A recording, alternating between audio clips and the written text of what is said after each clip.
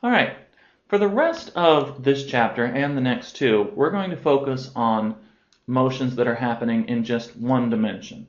So for this situation, we only need to choose a coordinate system that has an axis, an origin, and plus and minus directions. All we really need to establish for direction is which way is positive and which way is negative. So here, I've got a single one-dimensional system, and positive will be to the right, and negative will be to the left. Now I'm pointing out here, this is the second meaning of the phrase, of the word dimension. Dimension can mean the kind of units, it can also mean the different number of distance-like directions that we have to deal with, the number of coordinates. So here, one-dimensional means we deal with just one coordinate. All right. So the first thing we want to consider in one dimension is a position.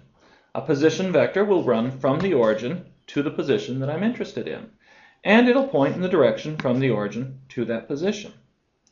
So here I've got a position vector r1, and it's just x1 times I hat.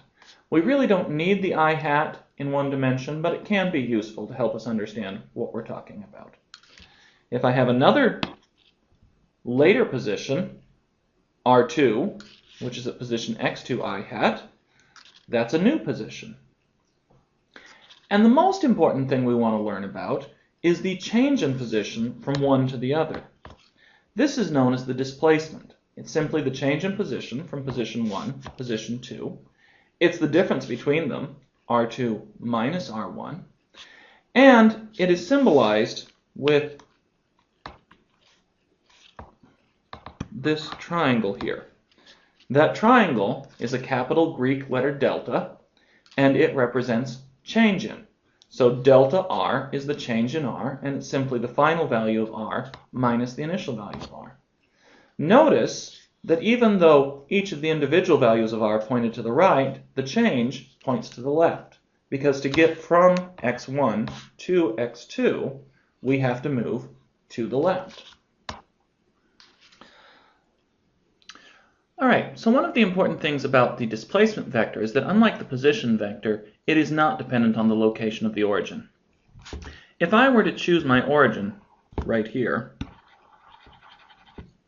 it turns out that my position vector r1 would look like this, r2 would look like that. Notice they are both very different from my previous position vectors, but my displacement vector would still run from x1 to x2, and that would still be my delta r vector. So displacement, in some sense, is more of a true vector. It doesn't depend on the location of the origin.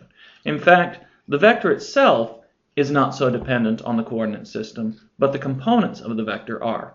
We'll talk more about that later.